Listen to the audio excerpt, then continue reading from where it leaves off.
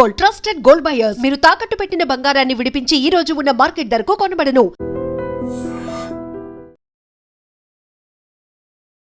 నాగేశ్వర పూజారి గారు, నిర్మాత బండ్ల గణేష్ సంబంధించినటువంటి జూబ్లీహిల్స్లో ఉన్న స్థిరాస్తిని గతంలో వేలం వేశారు. గతంలో ఆయనకు అనుకూలంగా తీర్పు ఇచ్చింది. దాన్ని సవాల్ చేస్తూ యూనియన్ బ్యాంకు హైకోర్టుకి వెళ్తే వేలం వేయటం సబబే అని స్పష్టంగా తీర్పిచ్చింది. నేను సుప్రీంకోర్టుకి వెళ్తా అంటున్నాడు. ఏంటి సార్ ఈ వేలాలు ఎలా ఉంటాయి? జనరల్గా ఏంటంటే ఇప్పుడు మనం బ్యాంక్లో లోన్ తీసుకుంటాం. మనం బ్యాంక్లో లోన్ తీసుకున్నప్పుడు బ్యాంక్ మనకు 2 రకాల లోన్స్ ఇస్తుంది. ఒకటి సెక్యూర్ లోను, రెండోది అన్సెక్యూర్ లోన్. సో మనకు బ్యాంక్ ఏదైనా సెక్యూర్ లోన్ ఇచ్చినప్పుడు మన దగ్గర ఉన్న ఏదైనా ఒక ఆస్తి పెట్టుకొని, లేకపోతే మన దగ్గర ఉన్నది ఒక వస్తువు పెట్టుకొని మనకు సెక్యూర్ లోన్ ఇస్తుంది. ఓకే, సో మనం ఏదైనా వ్యాపారం చేసేటప్పుడు, లేకపోతే ఒక కొత్త ప్రాజెక్ట్ వచ్చినప్పుడు, మనకు పైసలు కావాలనుకున్నప్పుడు ఏం చేస్తామంటే మన దగ్గర ఉన్న ఆస్తిని తనఖా పెట్టి బ్యాంకు నుంచి మనం పైసలు తెచ్చుకొని వ్యాపారం చేస్తాం మనం. సో ఆ వ్యాపారంలో కావచ్చు, లేకపోతే రకరకాల కారణాలు కావచ్చు, మనం తీసుకున్న లోన్స్ కొన్నిసార్లు కట్టలేని పరిస్థితి ఏర్పడుతుంది. ఓకే, ఆ కట్టలేని పరిస్థితి ఏర్పడినప్పుడు ఏం చేస్తారంటే బ్యాంకు వాళ్ళు ఆ లోన్ వసూలు చేసుకోవడానికి మనకు డిఆర్టీ అనే ఒక కోర్టు ఉంటుంది. మనకు debt recovery tribunal, SARFAESI act అని ఒకటి ఉంటుంది. సర్ఫేసీ యాక్ట్ ప్రకారం వాళ్ళు ఆ ఆస్తిని వేలం వేస్తారు. సర్ఫేసీ యాక్ట్ ప్రకారం వాళ్ళు ఆ ఆస్తిని ఎలా స్వాధీనం చేసుకోవాలనేది సర్ఫేసీ యాక్ట్లో రాసి ఉంటుంది. ఓకే, రాసినప్పుడు ఏంటంటే ఆ సర్ఫేసీ యాక్ట్ ప్రకారం వాళ్ళు ఆ ఆస్తిని స్వాధీనం చేసుకునే క్రమంలో ఆ బ్యాంకు వాళ్ళు ఏమైనా తప్పు చేస్తున్నారు అనిపించినప్పుడు మనం డిఆర్టీకి వెళ్తాం. మనం అంటే డెట్ రికవరీ ట్రిబ్యునల్. అక్కడికి వెళ్ళి మనం కేసు వేసుకుంటాం. కేసు వేసుకొని సార్ సో ఈ పరిస్థితి ఉంది. ఓకే, సో ఇక నేను అప్పు తీసుకున్నా, బ్యాంకుకి ఆస్తి తనఖా పెట్టినా, సో వాళ్ళు కరెక్ట్ ప్రొసీడింగ్స్ తీసుకోవడం లేదు అని చెప్పేసి మనం చెప్పినప్పుడు డిఆర్టీ ఇంటర్ఫిరెన్స్ అయిపోయి మనం కరెక్ట్ ప్రొసీడింగ్స్ తీసుకున్నామా లేదా అని చూసి, ఒకవేళ కరెక్ట్ ప్రొసీడింగ్స్ తీసుకుంటేనేమో బ్యాంక్ వాళ్ళకు అనుకూలంగా తీర్పిస్తుంది. ఒకవేళ కరెక్ట్ ప్రొసీడింగ్స్ తీసుకోకపోతే మనకు అనుకూలంగా ఇస్తుంది. అంటే ఇక్కడ తీసుకున్నట్టేగా డిఆర్టీ ఆల్రెడీ తీర్పు ఇచ్చింది గతంలోనే. డిఆర్టీలో అదే చెప్తున్నా. ఇప్పుడు ఆ ఆస్తి ఆ లోను కట్టకపోవటం ద్వారా ఆ ఆస్తిని ఏం చేసింది, వేలం పాటేసింది. ఏది, బ్యాంకు వేలం పాట వేసిన తర్వాత ఏమైందంటే ఏంటంటే వేలం పాటలో ఒక వ్యక్తి కొనుక్కొని ఉంటాడు. ఓకే, ఆ వ్యక్తి కొనుక్కున్నప్పుడు ఏంటంటే మనం కేసేస్తాం. మనం బ్యాంకు వేలం పాట వేయగానే మనం కేసేస్తాం. కేసేసిన తర్వాత ఏదైనా కండిషన్ ఆర్డర్ ఉంటుంది ఒకటి. ఎందుకంటే ఒక 10% 20% కట్టాలని చెప్పేసి ఒక ఆర్డర్ ఉంటాయి.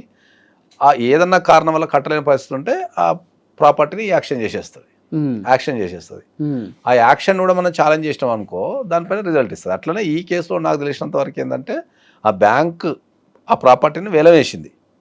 ఓకే, వేలం వేసినప్పుడు థర్డ్ పార్టీ కొనుక్కున్నాడు, దానిపైన కేసు నడిచింది. కేసు నడిచిన తర్వాత డిఆర్టీ ఏం చెప్పింది అంటే ఏంటంటే ఆ వేలం పాట అనేది, ఈ యాక్షన్ అనేది సక్రమంగా జరగలేదు కాబట్టి మేము దాన్ని రద్దు చేస్తున్నాము అని చెప్పేసి డిఆర్టీ వేలం ద్వారా వచ్చినటువంటి సొమ్ముని మళ్ళీ ఆ యజమానులకు ఇచ్చేయండి అనేది, ఎవరైతే ప్రాపర్టీ కొన్నారో వాళ్ళకి తిరిగి ఇచ్చేసేయండి అని చెప్పేసి వచ్చింది. అట్లా దాని తర్వాత ఏమైంది, దానిపైన బ్యాంక్ వాళ్ళు ఏం చేశారు, అప్పీల్కి వెళ్ళారు హైకోర్టుకి. అప్పీల్కి వెళ్తే హైకోర్టు ఏం చేసిందంటే మళ్ళా ఈ బ్యాంక్ చేసిన ఈ యాక్షన్ అనేది కరెక్టే అని చెప్పేసి తీర్పిచ్చింది. ఓకే, ఇప్పుడు ఏంటి సార్ ఆయన ముందున్నటువంటి ఆప్షన్స్ ఏంటి? జనరల్గా ఏముంటుంది, ఇప్పుడు మనకు హైకోర్టు తీర్పిచ్చింది కాబట్టి మనకు ఈ ఇన్ఫర్మేషన్ ఉన్న ప్రకారం ఏంటంటే మనకు డిఆర్ఏటీ అని ఒకటి ఉంటుంది. ఏది, డిఆర్టీ మీద అప్పీల్ వెళ్ళటానికి కలకత్తాలో డిఆర్ఏటీ ఒకటి ఉంటుంది. లేదా హైకోర్టు ఆర్డర్ని మనం ఛాలెంజ్ చేస్తానికి సుప్రీంకోర్టు ఉంటుంది. సో డిఆర్ఏటీకి కానీ లేదా సుప్రీంకోర్టుకి కానీ వెళ్ళే అవకాశం ఖచ్చితంగా ఉంటుంది. ఓకే, నేను న్యాయ పోరాటం చేస్తా, సుప్రీంకోర్టుకి వెళ్తా అంటున్నాడు ఆయన. అవును, అదే ఆప్షన్ కదా, మనకు రాజ్యాంగం ఇచ్చిన హక్కు అది. అప్పీల్కి వెళ్ళటం అనేది చట్టపరంగా మనకి ఇచ్చిన హక్కు. మనకు అన్యాయం జరిగింది అనుకున్నప్పుడు మనం ఏ కోర్టుకని వెళ్తామో ఆర్డర్ తెచ్చుకుంటాం దాంట్లో. సో అది పెద్ద అంత అంటే దానిపైన మనం అంత పెద్ద చర్చించాల్సిన అంశం ఏమి ఉండదు. సుప్రీంకోర్టులో ఏం జరిగే అవకాశం ఉంది సార్? ఇప్పుడు డిఆర్టీ ఎలాగో ఆయనకు అనుకూలంగా ఇచ్చింది, డిఆర్టీ అనేది ఆయనకు అనుకూలంగా ఇచ్చింది, హైకోర్టు అనేది ఆయనకు వ్యతిరేకంగా ఇచ్చింది, తర్వాత సుప్రీంకోర్టు అనుకూలంగా ఇవ్వచ్చు దాంట్లో తప్పేమో. అంటే ఈ కేసుని మీరు చూసిన దాని ప్రకారం మీ అబ్జర్వేషన్? నేను ఎక్కడ చూడలేదు, మనం ఓన్లీ పేపర్లో వచ్చే దాని మీదనే మనం బేస్ చేసుకుని మాట్లాడుతున్నాము. డిఆర్టీ ప్రొసీడింగ్స్ మీద నాకు అవగాహన ఉంది కాబట్టి దాన్ని బేస్ చేసుకునే మాట్లాడుతున్నా తప్ప మన కేసులో ప్రత్యక్షంగా పాల్గొన్నది కానీ కేసును చూసింది కానీ ఏం లేదు. కాకపోతే ఎంటైర్ ప్రొసీడింగ్స్ తెలుసు నాకు, డిఆర్టీకి సంబంధించి సుప్రీంకోర్టు వరకు తెలుసు కాబట్టి ఇప్పుడు బీయింగ్ అడ్వకేట్ ఏమవుతుందంటే మనకు ఒక విషయం చెప్పని మనం మాట్లాడేస్తాం అంతే. కాబట్టి మళ్ళీ అనుకూలంగా తీర్పు రావచ్చు. అది ఇంకోటి ఏంటంటే దాంట్లో డిఆర్టీకి అంటే మనకు జనరల్గా ఈ ఆస్తుల వేలానికి సంబంధించి చాలా జడ్జిమెంట్స్ ఉన్నాయి. ఓకే, మనం ఒకవేళ దాన్ని రకరకాలుగా ప్రూవ్ చేయగలిగితే దాంట్లో గెలిచే అవకాశాలు చాలా ఉన్నాయి అట్లా.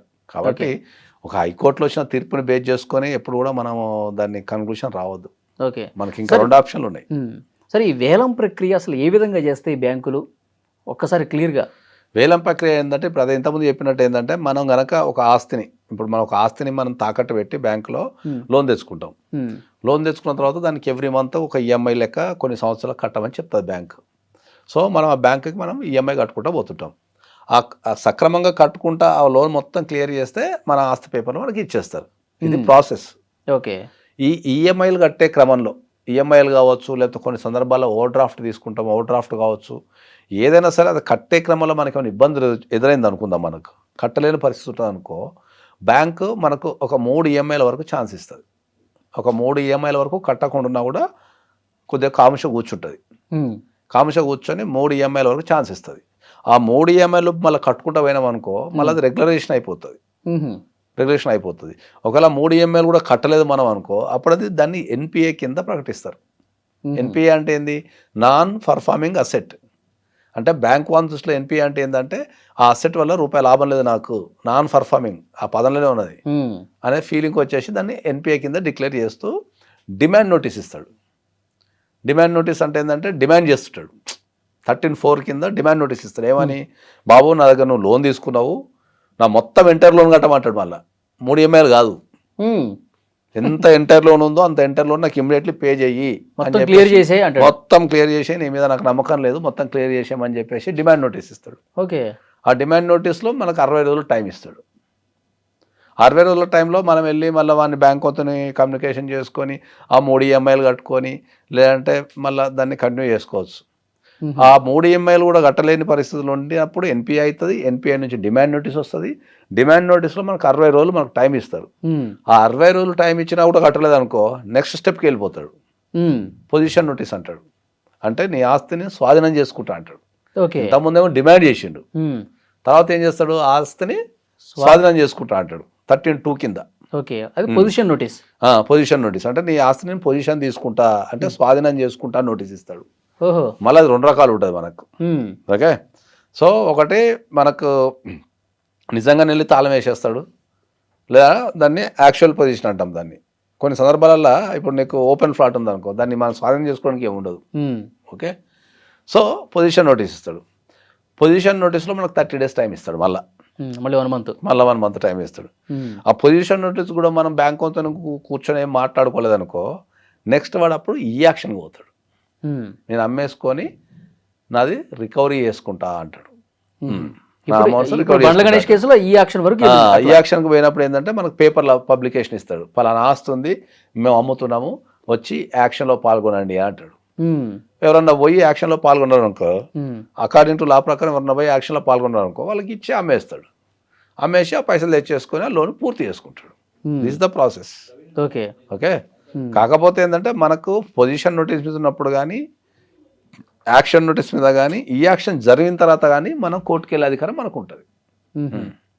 ఓకే, ఈ ప్రాసెస్ సవ్యంగా జరిగిందా లేదా అన్నది ఇక్కడ చూడాలి కోర్టులో. డిఆర్టీలో డ్యూటీ ఏముంటుంది? డిఆర్టీ డ్యూటీ ఏముంటుంది అంటే బ్యాంక్ అనేది ఈ డిమాండ్ నోటీసు, ఈ పొజిషన్ నోటీసు అంటే ఈ యాక్షన్ నోటీస్ అనేది సక్రమంగా సర్ఫేసీ యాక్ట్లో రాసిన ప్రతి రూలు పాటించారా లేదని చూస్తుంది.